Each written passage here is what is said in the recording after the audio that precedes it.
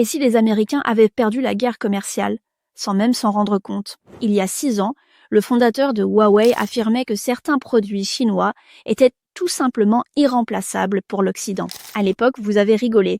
Aujourd'hui, c'est une réalité brutale. Prenez Jinrei Bio. Les États-Unis dépendent de leurs antibiotiques pour les vaches laitières. Résultat, 70% du marché américain est contrôlé par une seule entreprise chinoise. Les USA imposent des taxes, Jinrei augmente les prix. Même chose pour Daji, leader mondial des drones. Amende de 280 millions de dollars.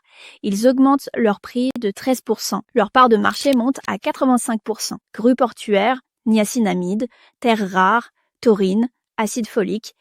À chaque fois, c'est le même schéma. Les États-Unis dépendent de fournisseurs chinois sur des segments clés. Pourquoi?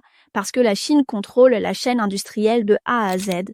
41 secteurs majeurs, 80 clusters industriels, 61% des biens intermédiaires mondiaux. Cherchez des alternatives au Vietnam ou en Inde.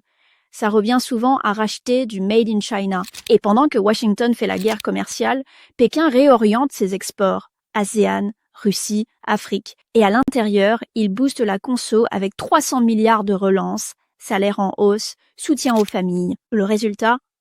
Une consommation en hausse et un écosystème qui s'adapte plus vite qu'on ne le pense. Cette guerre commerciale, c'est peut-être la première où celui qui subit est aussi celui qui croyait dominer.